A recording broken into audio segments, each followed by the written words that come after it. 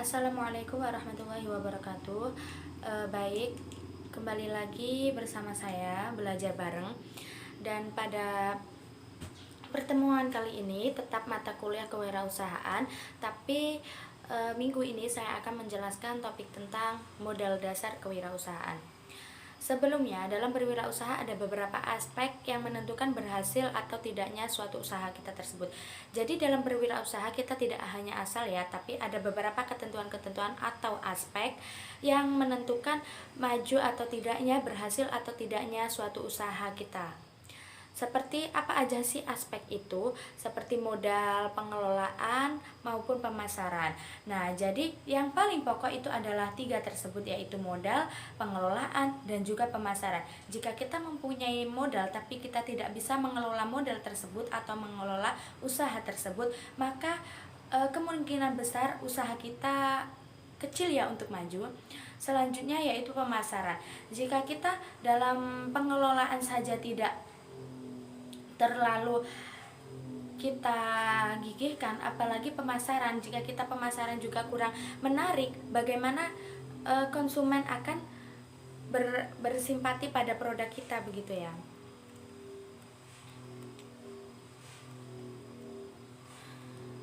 Ada beberapa pembahasan bahwa seorang wirausaha ada yang memakai trik beberapa jenis dalam modal usaha yang digunakan oleh umum. Maksudnya dalam beberapa orang yang berwirausaha, itu dia mengurangi sedikit modal. Jadi dia mengurangi modalnya sedikit tapi dengan keuntungan yang tentunya lebih banyak.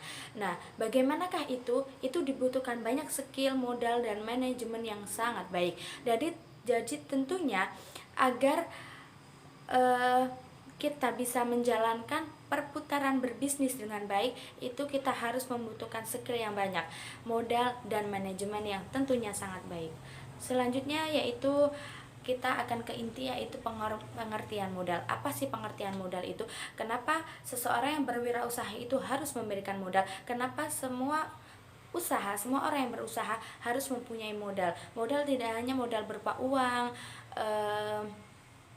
ataupun barang yang kita punya, tapi kita harus juga punya modal, yaitu percaya diri, ketekunan, keimanan, seperti itu. Di sini pengertian modal secara umum adalah sekumpulan uang ataupun barang yang bisa digunakan untuk dasar dalam melakukan suatu pekerjaan atau usaha. Jadi modal itu apa sih? Sekumpulan uang atau barang yang bisa digunakan untuk dasar dalam melakukan suatu pekerjaan. Jadi modal itu, misalkan kita akan membuat warung makan, tentu kita sebelum mendirikan warung makan tersebut, kita tentu harus mempunyai modal ya, atau uang yang banyak. Itu bisa dinamakan modal. Atau ada juga yang mengatakan suatu aset usaha utama perusahaan dalam menjalankan bisnis yang umumnya berbentuk dana aset atau utang. Itulah. Itu sekilas pengertian tentang modal. Selanjutnya, modal dasar kewirausahaan. Apa aja sih modal-modal dasar kewirausahaan itu? Jika kita ingin berusaha, jika kita ingin membuka usaha, apa aja sih modal dari seorang wirausaha itu? Apa sih yang harus kita miliki dalam wirausaha? Pertama, dalam Kamus Bahasa Indonesia, modal didefinisikan sebagai uang pokok atau uang yang dipakai sebagai induk untuk berniaga. Ya, itu seperti yang saya bicarakan tadi. Jika kita sudah mempunyai modal sekumpulan uang, maka itulah yang dinamakan modal. Dalam finansial data kuning, bentuk modal kewirausahaan. Apa sih bentuk modal kewirausahaan? Apa saja sih yang harus kita kelola? Bagaimana cara mengelolanya?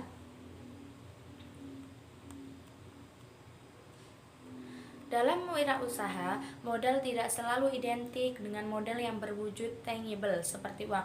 Tangible itu maksudnya wujud ya, nyata, seperti uang, barang, ataupun yang kita punya, yang kita bisa gunakan sebagai modal, itu disebut modal tangible. Tetapi juga modal yang tidak berwujud atau disebut dengan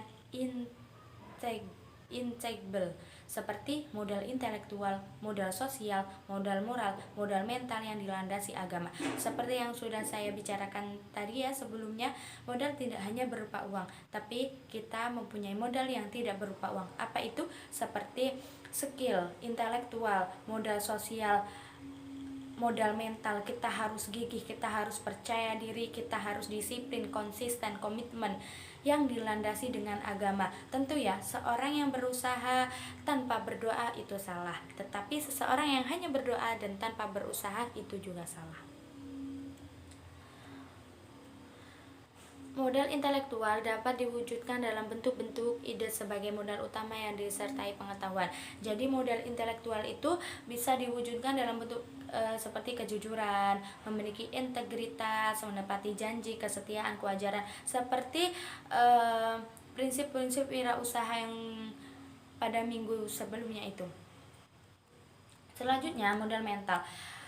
Tentu ya, mental adalah yang utama. Seperti contoh nih, orang yang pintar, orang yang giat belajar, tapi dia tidak mempunyai mental untuk mengembangkan ilmunya, untuk meluaskan ilmunya, maka itu menurut saya sama saja ya, karena itu tidak ya bermanfaat hanya untuk dirinya, tapi tidak untuk orang lain, tidak untuk orang banyak, seperti itu. Jadi yang selanjutnya yaitu kita harus mempunyai mental kesiapan berdasarkan landasan agama. Seperti itu ya. Maksudnya landasan agama tergantung keyakinan agama masing-masing ya. Kalau Islam, kalau non-muslim ya non-muslim, begitu. Modal material adalah modal dalam bentuk uang atau barang.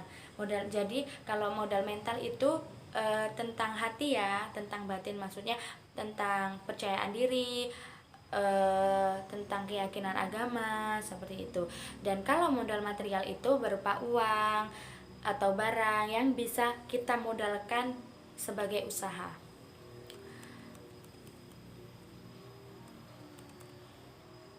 Selanjutnya yaitu cara memperoleh modal usaha. Bagaimana sih cara kita memperoleh modal usaha? Misalkan ya, kalau memang jiwa kita pebisnis, kita ingin mewujudkan usaha kita ingin membuat sebuah mimpi kita, seperti misalkan nih aku ingin membuat butik ya, tapi aku belum punya modal nih. Gimana sih caranya biar aku dapat modal tersebut? Pertama, modal dana sendiri. Kita dapat memperoleh modal usaha dengan menggunakan dana sendiri, misalnya dengan menggunakan dana simpanan yang sudah kita tabung selama ini. Jadi, bagaimana caranya kita mendapat atau memperoleh modal saat kita ingin berusaha? Yang pertama yaitu bisa saja dari dana sendiri. Gimana caranya? Entah kita itu uang tabungan dari selama kita hidup, selama kita kecil sampai kita menikah, bisa ya.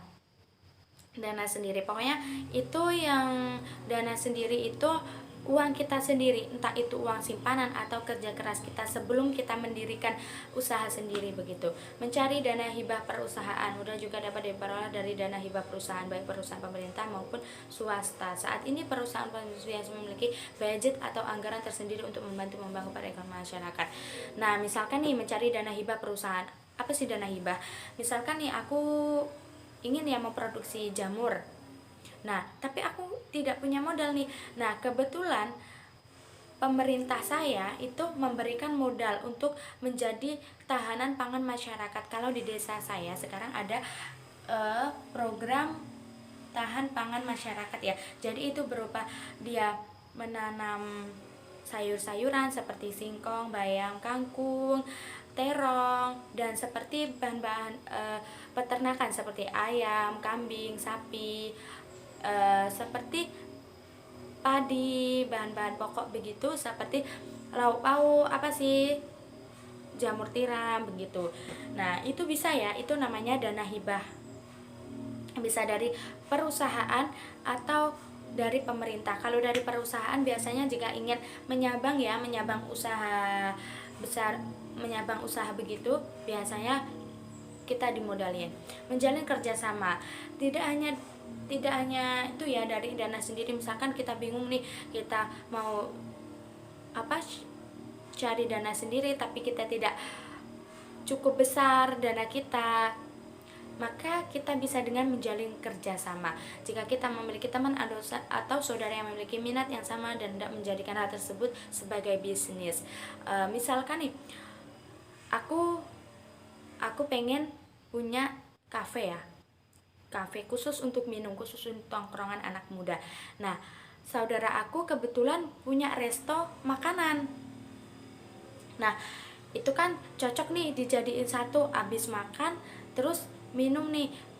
Kafenya ada makanan juga, tapi makanan itu, resto itu, makanan tersebut itu punya saudara saya, terus minumannya itu punya saya. Bisa ya seperti itu.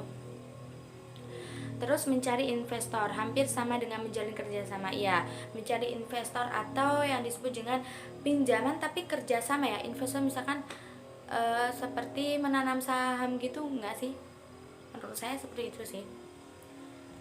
Nah, cukup segitu yang dapat saya sampaikan. Apabila terdapat banyak tutur kata yang kurang indah atau dalam nada bicara saya yang menyakiti hati anda semua, saya mohon maaf yang sebesar-besarnya. Saya akhiri. Wassalamualaikum warahmatullahi wabarakatuh.